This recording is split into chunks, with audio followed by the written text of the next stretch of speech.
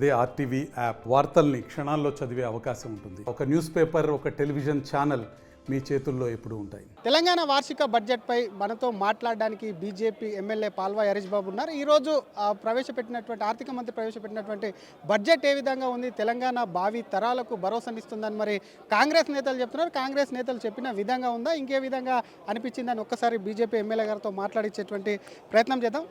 భరోసా budget అయినా ఈరోజు పెట్టింది సార్, మీకు ఏమనిపిస్తుంది? ఇది భరోసా కాదు, తిరోగమన బడ్జెట్. ఇది కాకి లెక్కల బడ్జెట్. ఇది ప్రజలను నిరాశావాదం వైపు నడిపించే బడ్జెట్ ఇది. కాబట్టి ఈ బడ్జెట్ గురించి ఎంత తక్కువ మాట్లాడుకుంటే అంత మంచిది. సార్, మీరు డాక్టర్గా పనిచేస్తారు. యాజ్ ఏ డాక్టర్గా చాలా మటుకు కూడా ఈరోజు సంబంధించినటువంటి బడ్జెట్లో వైద్య ఆరోగ్య రంగానికి తగినన్ని నిధులు కేటాయించారా? నేను ఇక్కడ అంటే వీళ్ళు అంకిత భావాన్నే ప్రశ్నిస్తున్నా.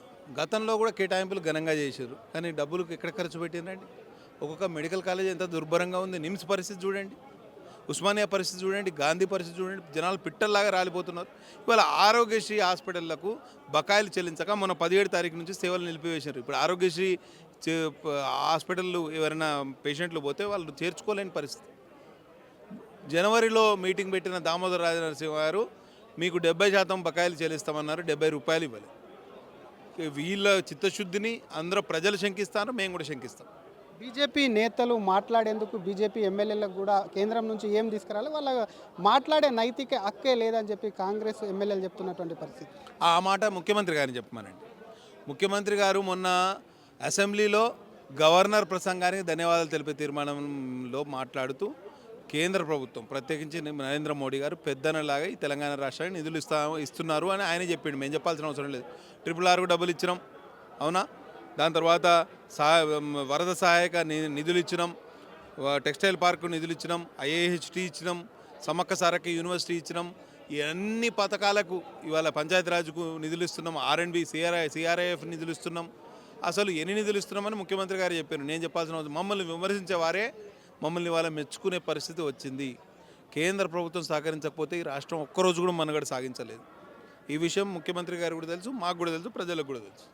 ఇప్పుడు ప్రవేశపెట్టిన బడ్జెట్లో వ్యవసాయానికి వాటికి పెద్దపీట వేశామని చెప్తున్నారు. నిజంగానే వ్యవసాయ రంగానికి పెద్దపీట వేసినట్టు అనిపించిందా మీకు? వాళ్ళ ఉచిత హామీలు ఎక్కడ అమలు చేసినారండి? రుణమాఫీ అని చెప్పారు. పోయినసారి బడ్జెట్ కేటాయింపులు 31,000. ఈసారి వాళ్ళు చెల్లించింది ఎంత? 20,500. అంటే మీరు రైతు భరోసా కిందనే తీసుకోండి. వాళ్ళు 100 రూపాయలు కేటాయిస్తే 70 రూపాయలు కూడా ఖర్చు పెడతలేరు. కానీ ఒక మాట అదే బడ్జెట్లో కూడా చెప్పారు, కాస్త ఎలక్షన్ రావడం వల్ల కూడా పార్లమెంట్ ఎలక్షన్ వల్ల కాస్త డిస్టర్బ్ అయింది, సరైన విధంగా కేటాయింపులు జరగలేదనే విధంగా బడ్జెట్ ప్రస్థానంలో కూడా పెట్టారు. కాబట్టి పార్లమెంట్ ఎన్నికలకు కోడ్ అడ్డం వస్తుంది. తర్వాతనైతే పుంజుకోవచ్చు కదా. నిధులు కంటిన్యూస్గా ఫెడరల్ స్ట్రక్చర్లో ఒక నెల నిధులు ఆపితే రెండో నెల ఆ 2 నెలలే కలిపి డబ్బులు ఇస్తారు. వీళ్ళు కూడా అట్లనే ఖర్చు చేయాలి.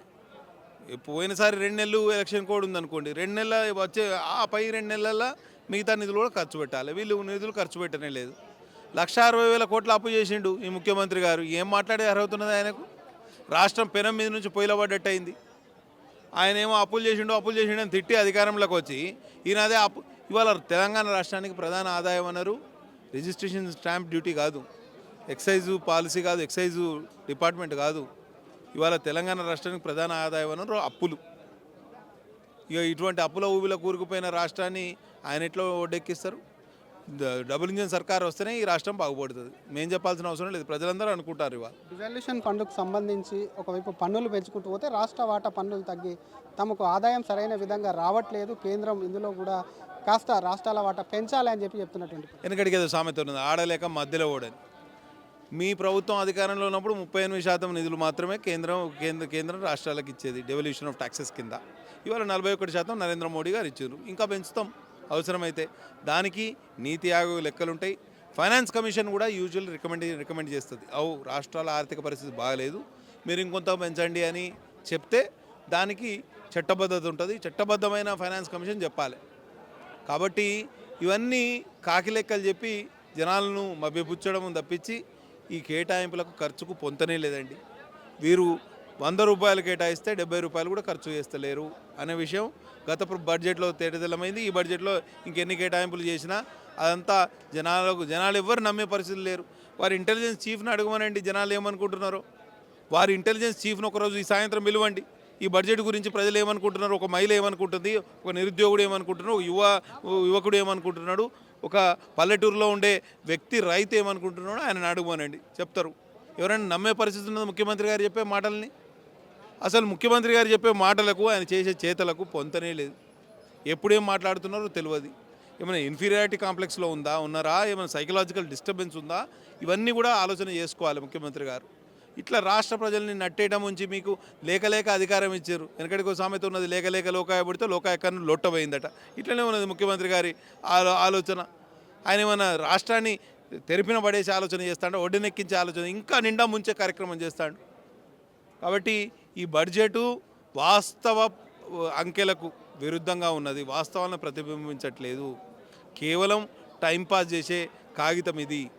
ఎట్లా నిలదీస్తారు అసెంబ్లీ బడ్జెట్కు సంబంధించి? మీ పార్టీ తరఫున మీరు ఏం నిలదీస్తారు, ఎట్లా ముందుకెళ్తారు? బడ్జెట్ సందర్భంగా చర్చ ఏదైతే జరుగుతుందో ఆ చర్చలో మేము ప్రభుత్వాన్ని ఎండగడతాం. ముఖ్యమంత్రి గారు అంటారు కదా, బట్టలు ఉడదిస్తా అని. మేము వారి కాంగ్రెస్ యొక్క నగ్నత్వాన్ని బడ్జెట్ చర్చ సందర్భంగా ఎక్స్పోజ్ చేస్తాం. తయారుండండి మీరు, ముఖ్యమంత్రి గారు, మీ మంత్రివర్గం. ఇవాళ ప్రజల్ని ఇంత పచ్చిగా మోసం చేసిన ప్రభుత్వం ఏనాడు కూడా లేకుండే. కేసీఆర్ ఏక్ నెంబరీ అయితే ఈయన 10 నెంబరీ, బాప్ ఏక్ నెంబరీ తో బేటా 10 నెంబరీ నిక్లా. జనాలు పూర్తిగా ఈ రాష్ట్రాన్ని, రాష్ట్ర ప్రభుత్వాన్ని, రాష్ట్ర మంత్రివర్గాన్ని ఎవరిని నమ్ముతలేరు. ప్రజలు ముఖ్యమంత్రి గారు చెప్పేది మంత్రులు పాటిస్తలేరు. నమ్ముతలేరంటే ప్రభుత్వం కొనసాగేటువంటి అవకాశం ఉందా, ఏదైనా డిస్టర్బెన్స్ అయ్యే ఛాన్స్ ఉందా? ప్రభుత్వం మనుగడ సాగించాలంటే కాంగ్రెస్లోనైతే ముసలం ఉన్నది, వాళ్ళ ఎమ్మెల్యేలు ఎవరు సంతృప్తితోటి లేరు. మొన్న ఎమ్మెల్సీ ఎన్నికలు కనీసం జరుగుతూనే బయటపడేది. ఈ ప్రధాన ప్రతిపక్షం పారిపోయింది ఎమ్మెల్సీ ఎన్నికల నుంచి. కాబట్టి మీరు ఒకసారి ఆలోచన చేయాలి. ఏ అవకాశం వచ్చినా కానీ ఇవాళ వారికి ఒక కొత్త ఇన్ఛార్జ్ వచ్చారు, మీనాక్షి నటరాజన్. చాలా ప్రచారం జరుగుతుంది, ముఖ్యమంత్రి గారిని మార్చాలి, లేకపోతే ముఖ్యమంత్రి గారిని సరైన కాంగ్రెస్ లైన్లో పెట్టాలంటారు. అంటే యాజ్ ఇఫ్ ముఖ్యమంత్రి గారు కాంగ్రెస్ లైన్లో నడుస్తలేరట. నాకు ఒక కాంగ్రెస్ నాయకుడే చెప్పారు. కాబట్టి కాంగ్రెస్ లైన్లో పెడతారా? లైన్లో ఏమన్నా ఆయన లైన్లోనే. మాకు అవసరం లేదు, మా లైన్ మాకు గీసి ఉన్నది, మాకున్న నాయకులు చాలు. కొత్తగా తీసుకొచ్చి ఈ భారాన్ని మా నెత్తిన పెట్టకండి మీరు. Thank you sir. ఇది ఒకవైపు బడ్జెట్కు సంబంధించి మాత్రం అన్ని వర్గాలను మోసం చేసే విధంగా ఉందని చెప్తూనే డెఫినెట్గా ఈ బడ్జెట్ పైన ముఖ్యమంత్రి మాట్లాడేటువంటి మాటలు ఏవైతే ఉన్నాయో బట్టలు ఊడదీస్తామని ఖచ్చితంగా కూడా కాంగ్రెస్ నేతలు సిద్ధంగా ఉండాలి. బడ్జెట్పై బట్టలు ఊడదీస్తాం, కేంద్రం సహకరించకపోతే ఇటు రాష్ట్ర ప్రభుత్వం నడిచేటువంటి పరిస్థితి లేదు. కేవలం అప్పులపైనే డిపెండ్ అయ్యి కూడా బడ్జెట్ పెట్టారు. అప్పులు తీసుకొచ్చి రాష్ట్రాన్ని దివాలా చేసే విధంగా కూడా ఈ బడ్జెట్ ఉంది. కాబట్టి బడ్జెట్ మీద ఖచ్చితంగా నిలదీస్తాం. అన్ని ఏవైతే కేటాయింపులు జరిగినాయో అవి కేటాయింపులకు అక్కడ ఉన్నటువంటి ఫిగర్కు కూడా సంబంధం లేకుండా కేటాయింపులు చేస్తున్నారు. కాబట్టి వీటికి సంబంధించి మాత్రం బడ్జెట్ పైన కాంగ్రెస్ నేతలు లేదేమీ కాకుండా బడ్జెట్ కేటాయింపులన్నీ కూడా జరిగే విధంగా కాంగ్రెస్ ప్రభుత్వం మీద ఒత్తిడి తీసుకొస్తామని ఎమ్మెల్యే పాల్వాయి హరీష్ బాబు అంటున్నారు. కెమెరామెన్ విజయ్తో శ్రీధర్, RTV, హైదరాబాద్. మరిన్ని వీడియోస్ కోసం ఛానల్ ని సబ్స్క్రైబ్ చేయండి. లేటెస్ట్ అప్డేట్స్ కోసం వాట్సాప్ ఛానల్ ని ఫాలో అవ్వండి. ఆ లింక్ డిస్క్రిప్షన్ లో ఉంది.